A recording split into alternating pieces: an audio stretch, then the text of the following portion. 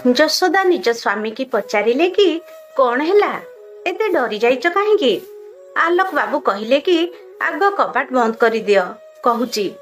ସ୍ତ୍ରୀଙ୍କୁ କହୁ କହୁ ନିଜେ ଉଠି ଯାଇ କବାଟ ବନ୍ଦ କରିଦେଲେ ଆଲୋକ ବାବୁ। ସ୍ୱାମୀଙ୍କ ଚିନ୍ତାକୁ ଦେଖି ଯଶୋଦା ଦେବୀ କହିଲେ କି ବାହାରେ ଅତିଥି ମାନେ ଅଛନ୍ତି, ଆଉ ଝିଅର ହଳଦୀ କାର୍ଯ୍ୟ ଚାଲିଛି। ଅତିଥି ମାନେ କଣ କହିବେ? ଭଗବାନଙ୍କ ପାଇଁ କିଛି ତ କୁହ, ମତେ କାହିଁକି ଡର ଲାଗୁଛି। ଆଲୋକ ବାବୁ କହିଲେ କି କେମିତି କହିବି କିଛି ବୁଝିପାରୁନି, କିନ୍ତୁ କଣ ହେଲା ଆଗ କୁହ ତ। ତମେ ଡରିଯିବା ଦେଖିକି ମତେ ବି ଅଧୈର୍ଯ୍ୟ ଲାଗୁଛି। ଆଲୋକ ବାବୁ କହିଲେ କି ପ୍ରିୟାର ମା ଶୁଣ, ପୁଅ ଘରୁ ଫୋନ ଆସିଥିଲା, ସେମାନେ ଘରକୁ ଡାକିଛନ୍ତି, କହିଲେ ଜରୁରୀ କଥା ଅଛି, ତୁରନ୍ତ ଆସନ୍ତୁ।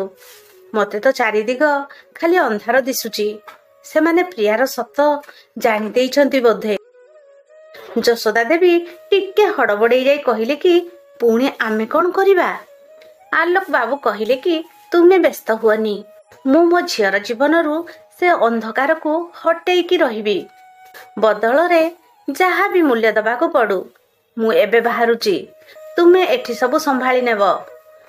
ବାସ୍ କାହାକୁ ବି ଏ କଥା କେମିତି ଜଣା ନ ପଡେ। ପ୍ରିୟାର ମା ଯଶୋଦା ଦେବୀ କହିଲେ କି ହଉ ଠିକ ଅଛି, କିନ୍ତୁ ଯେମିତି କଥା ବିଗିଡି ନ ଯାଏ। ସେଠୁ ଆଲୋକ ବାବୁ ପୁଅ ଘରକୁ ବାହାରି ପଡିଲେ। 2 ଘଣ୍ଟା ପରେ ତାଙ୍କ ଘରେ ପହଞ୍ଚିଗଲେ। ପୁଅର ବାପା କବାଟ ଖୋଲିଲେ, ଆଉ ତାଙ୍କ ଚେହେରାରେ କେମିତି ଏକ ଅଜବ ଭାବ ଭରି ହୋଇ ରହିଥିଲା। ଆଲୋକ ବାବୁଙ୍କୁ ଭିତରକୁ ଡାକି ବସାଇବା ପରେ ଚା ପାନୀୟ ଦେଇ ପୁଣି ବାହାରକୁ ଡାକି ନେଲେ, ଆଉ କହିଲେ କି ଆସନ୍ତୁ ବାହାରେ କଥା ହବା। ବାହାରକୁ ଯିବା ପରେ ଆଲୋକ ବାବୁ କହିଲେ ଏବେ କୁହନ୍ତୁ, ଏମିତି ତୁରନ୍ତ ଡାକିବାର କାରଣ କଣ?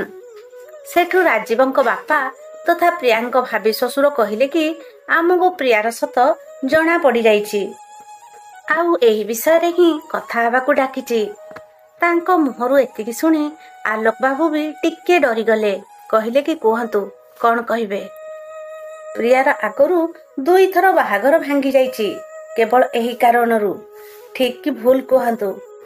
ମୁଣ୍ଡ ତଳକୁ କରି ଛିଡା ହୋଇଗଲେ ଆଲୋକ ବାବୁ। ମୁଣ୍ଡ ହଲେଇ ହଁ ଭରିଲେ, ଆଉ ହାତ ଯୋଡି ଛିଡା ହୋଇଗଲେ।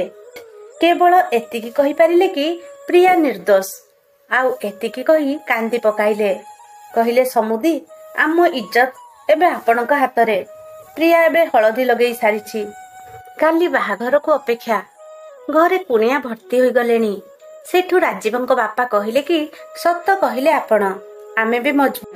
ସମାଜ ଏମିତି ଝିଅକୁ କେବେ ବି ସ୍ୱୀକାର କରେନି, କିନ୍ତୁ ଆମର ଗୋଟିଏ ସର୍ତ୍ତ ଅଛି, ଯଦି ତାକୁ ଆପଣ ପୂରଣ କରିଦିଅନ୍ତି ତ। ସେଠୁ ଆଲୋକ ବାବୁ କହିଲେ କି କୁହନ୍ତୁ କଣ ସର୍ତ୍ତ ଆପଣଙ୍କର? ମୁଁ ସବୁ ମାନିବା ପାଇଁ ପ୍ରସ୍ତୁତ ଅଛି। ତାହେଲେ ଠିକ ଅଛି, ଆପଣ ଆପଣଙ୍କ ଘର ପୁଅ ନାଁରେ କରିଦିଅନ୍ତୁ, ଆଉ ରାସ୍ତା ପାଖ ଜମି ବି। ଏମିତିରେ ଆପଣଙ୍କ ପୁଅ ତ ଏଇ ଛୋଟିଆ ସହରରେ ରହିବନି, ତେଣୁ ଭବିଷ୍ୟତରେ ସେ ଏହି ଜମି ଘର ଆଉ କାହାକୁ ବିକିବା ପୂର୍ବରୁ ଆପଣ ସେଗୁଡ଼ିକ ଆମ ନାଁରେ କରିଦିଅନ୍ତୁ। ସେଠୁ ଆଲୋକ ବାବୁ କହିଲେ କି ହଁ ଠିକ ଅଛି, କିନ୍ତୁ ବର ଆସିବା ପରେ ହିଁ ମୁଁ ଦସ୍ତଖତ କରିବି। ଆଲୋକ ବାବୁଙ୍କ କଥାରେ ହିଁ ହଁ ଭରିଲେ ରାଜୀବଙ୍କ ବାପା, ଆଉ କହିଲେ କି ଏଇ କଥା କେବଳ ଆପଣ ଓ ମୋ ଭିତରେ ରହିବ। ଏତିକି କଥା ହେବା ପରେ ଆଲୋକ ବାବୁ ଫେରି ଆସିଲେ, ଆଉ ଘରକୁ ଆସିବା ପରେ କହିଲେ କି ପ୍ରିୟାକୁ ଏକଥା ଯେମିତି ମାଲୁମ ନ ହୁଏ। ରାଜୀବଙ୍କ ବାପା କହିଲେ କି ଆପଣ ନିଶ୍ଚିତ ରୁହନ୍ତୁ, ଆଉ କାଲି ଆମର ସ୍ୱାଗତ ପାଇଁ ପ୍ରସ୍ତୁତ ରୁହନ୍ତୁ। ଅନ୍ୟ ପଟରେ ପ୍ରିୟାଙ୍କ ମା ଆଲୋକ ବାବୁଙ୍କ ବାଟକୁ କେତେବେଳୁ ଅନେଇ ବସିଥିଲେ। କିଛି ସମୟ ପରେ ଆଲୋକ ବାବୁଙ୍କୁ ଆସିବାର ଦେଖି ଯେମିତି ଯଶୋଦା ଦେବୀଙ୍କ ଦେହରେ ଜୀବନ ପଶିଗଲା, ଆଉ ସେ ତାଙ୍କ ପାଖକୁ ଯିବା ପାଇଁ ଉଦ୍ୟତ ହୁଅନ୍ତେ ଆଲୋକ ବାବୁ ଇସାରାରେ ସବୁ ଠିକ ବୋଲି କହିଦେଲେ। ଯଶୋଦା ଦେବୀଙ୍କ ପାଦ ସେଇଠାରେ ଅଟକିଗଲା, କିନ୍ତୁ କିଛି ଅଘଟଣର ଆଶଙ୍କା ସେ ଅନୁମାନ କରିଦେଇଥିଲେ। ପ୍ରିୟା ବି ନିଜ ବାପା ମାଙ୍କ ଚେହେରାରେ ଥିବା ଚିନ୍ତାକୁ ଦେଖି ସାରିଥିଲେ, ଆଉ ପଚାରିଲେ କି କଣ ହେଲା, ତୁମେ 2 ଜଣ ଏତେ ଚିନ୍ତାରେ କାହିଁକି? ମା କହିଲେ କି କାହିଁ କିଛି ନୁହେଁ ତ। ଏମିତି କାହିଁକି ପଚାରୁଛୁ? ତୁ କାଲି ଚାଲିଯିବୁ ତ? ବାସ୍ ସେଇଆ ଭାବୁଥିଲୁ କି କାଲିଠୁ ମୁଁ କେମିତି ରହିବି, ତୋ ବିନା ଘରଟା ଖାଲି ଖାଁ ଖାଁ ଲାଗିବ। ବାସ୍ ସେଇ କଥା ସେତିକିରେ ସରି ଯାଇଥିଲା। ପରଦିନ ପ୍ରିୟାର ବାରାତ ଆସିବାର ଥିଲା। ଆଲୋକ ବାବୁ ସବୁ କଥା ନିଜ ସ୍ତ୍ରୀ ଓ ପୁଅକୁ ଡାକିକି କହିଦେଇଥିଲେ। ପ୍ରିୟାର ମା କହିଲେ କି ଆମେ ଏବେ କୁଆଡେ ଯିବା? ପ୍ରିୟାର ଭାଇ ଏବେ ବି ପଢୁଥିଲା। ସେ କହିଲା କି ବାପା ଠିକ ଅଛି, କିଛି ଚିନ୍ତା କରନି ମା, ଦିଦିର ଖୁସିଠୁ ବଳି ଆଉ କଣ ଅଛି ଆମ ପାଇଁ। ଗୋଟିଏ ବର୍ଷ ପରେ ମୋର ବି MBA ସରିଯିବ। ସେତେବେଳେ ଆଉ ଗୋଟିଏ ନୂଆ ଘର ନେଇଯିବା। ସେତେବେଳେ ଯାଇ ଆମେ ଭଡା ଘରେ ରହିଯିବା। ଏତିକି ଶୁଣି ଯଶୋଦା ଦେବୀ କାନ୍ଦି ପକାଇଲେ। କାନ୍ଦି କାନ୍ଦି କହିଲେ କି କେଉଁ କଥାର ଦଣ୍ଡ ମିଳୁଛି ଆମକୁ। କାଶ ସେ ଅନ୍ଧାର ଆମ ଜୀବନରେ ଆସିନଥାନ୍ତା। କବାଟ ବାହାରେ ଛିଡା ହୋଇ ପ୍ରିୟା ଏସବୁ ଶୁଣି ଦେଇଥିଲା। ଏବେ ସବୁ ସତ କଥା ପ୍ରିୟା ଜାଣି ସାରିଥିଲା। ସେ ରାତି କେମିତି ବି ହେଲେ କଟିଗଲା। ଆଉ ପରଦିନ ସକାଳ ହେଲା।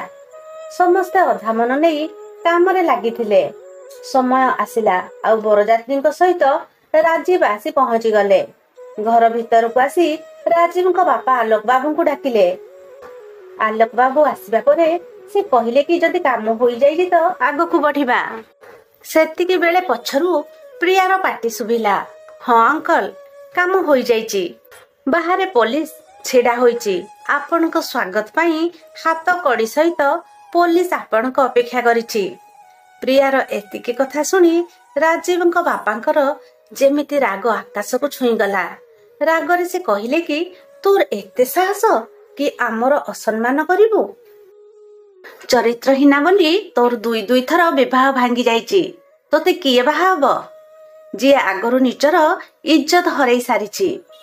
ତୋ ବାପା ଉପରେ ଦୟା କରିକି ତ ମୁଁ ରାଜି ହୋଇଯାଇଥିଲି ମୋ ପୁଅ ସହିତ ବିବାହ କରାଇବା ପାଇଁ। ଯଦି ତୋ ସତ ଏଠାରେ ଥିବା ଲୋକ ଜାଣିବେ ତ ତତେ କିଏ ବି ବାହା ହେବେନି। ଜୀବନ ସାରା କୁଆଁରୀ ରହିଯିବୁ, ବୁଝିଲୁ? ସେଠୁ ପ୍ରିୟା କହିଲେ କି ବହୁତ ଭଲ। ଯଦି କିଏ 12 ବର୍ଷରେ ହୋଇଥିବା ଜବରଦସ୍ତିକୁ ମୋ ଚରିତ୍ର ସହିତ ଯୋଡେ ତାହେଲେ ମୋର ଭୁଲ କେଉଁଠି ରହିଲା? ଆଉ ଯଦି କେଉଁ ମହିଳାଙ୍କ ସହିତ ଦୁଷ୍କର୍ମ ହେଲେ ସେ ଚରିତ୍ରହୀନା ଆଉ ଅଶୁଦ୍ଧ ହୋଇଯାଇଥାନ୍ତି ତାହେଲେ ମତେ ବିବାହ କରିବାର ନାହିଁ। ଏମିତି ମଣିଷ ସହିତ ଯାହାର ପୁରା ଘଟିଆ ଚିନ୍ତାଧାରା, ତା ସହିତ ତ କଦାପି ବି ନୁହେଁ। ଆଉ ଏଇ ସତକୁ ମୁଁ ନିଜେ ରାଜୀବଙ୍କୁ କହିଥିଲି। ଫଳରେ ସେ ଅନ୍ଧାରରେ ନ ରୁହନ୍ତୁ। ମୁଁ ଚାହେଁ ସମ୍ପର୍କ ଆରମ୍ଭ ସତରୁ ହଉ। କିନ୍ତୁ ମୁଁ ଜାଣିନଥିଲି କି ତମେ ବାପ ପୁଅ ସତ ଜାଣିକି ଏମିତି ଫାଇଦା ଉଠେଇବ। ଆଉ ହଁ, ଏବେ ପୋଲିସକୁ ଏଇଟା ବି କହିଦେବି କି ରାଜୀବଙ୍କ ପ୍ରଥମ ସ୍ତ୍ରୀ 2 ଦିନରେ କେମିତି ଆଉ କାହିଁକି ଦୁନିଆ ଛାଡିକି ପଳେଇଲେ। ଆଲୋକ ବାବୁ ଯଶୋଦା ଆଡକୁ ଅନେଇଲେ। ଯଶୋଦା ଦେବୀ କହିଲେ କି ଏ କଣ କହୁଛୁ ଝିଅ? ହଁ ବାପା, ମୁଁ ନିଜେ ରାଜୀବଙ୍କୁ ସବୁ ସତ କହିଦେଇଥିଲି। ଆଉ ଏମାନେ ବି ରାଜୀବଙ୍କ ପ୍ରଥମ ବିବାହ କଥା ଆମକୁ ଲୁଚେଇଥିଲେ। ବାପା, ଏ ଘର ହେଉଛି ତୁମର ଆଉ ସବୁବେଳେ ତମର ହୋଇ ରହିବ। ଏତିକି ନିଜ ଝିଅ ମୁହଁରୁ ଶୁଣି କାନ୍ଦିବାରେ ଲାଗିଲେ ଯଶୋଦା ଦେବୀ। ପ୍ରିୟା ନିଜ ମାଙ୍କୁ କାନ୍ଦିବାର ଦେଖି ମାଙ୍କ ଲୁହ ପୋଛିଲେ ଆଉ କହିଲେ କି ସେତେବେଳେ ମୁଁ ଛୋଟ ଥିଲି। ତେଣୁ ଚାରିଆଡ ଅନ୍ଧାର ଆଉ ସମସ୍ତେ ଦୋଷୀ ଭଳି ଲାଗୁଥିଲେ। ଯିଏ ଯେମିତି କହିଲା ମୁଁ ସେମିତି କଲି। ଆଉ ଭୁଲ ପାଇଁ ସ୍ୱର ଉତ୍ତୋଳନ ବି କରିପାରିଲିନି। କିନ୍ତୁ ଏବେ ଆଉ ନୁହେଁ। ଏବେ ମୁଁ ଆଉ ଭୁଲକୁ ବରଦାସ୍ତ କରିବିନି। 12 ବର୍ଷରେ ମୋ ସହିତ ଘଟିଥିବା ସାଂଘାତିକ ଘଟଣା ଆଉ କିଏ କଣ କରିଥିଲା ଆଉ ଦଣ୍ଡ ମୁଁ ଭୋଗୁଛି। କାହିଁକି? କେବଳ ଝିଅ ବୋଲି? କାହିଁକି କେବଳ ଝିଅର ଚରିତ୍ରକୁ ନେଇ କଥା ଉଠୁଛି? କାହିଁକି ଜଣେ ଝିଅ ଖାଲି ଅଗ୍ନି ପରୀକ୍ଷା ଦେଉଥିବ? ସେଇଟା ମୋ ଜୀବନର ଅନ୍ଧକାର ଥିଲା।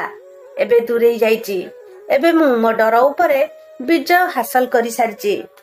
ମା, କଣ ବାହା ନ ହୋଇ ଜଣେ ଝିଅ ଏକାକୀ ରହିପାରିବନି? ଆଉ ତାକୁ କଣ ସମ୍ମାନ ମିଳିବନି? ବାହା ହୋଇ ଜଣେ ଖାଲି କଣ ସମ୍ପୂର୍ଣ୍ଣ ହୋଇପାରିବ? ନାହିଁ ନା, ମୁଁ ଏ ବିବାହରେ ରାଜି ନୁହେଁ।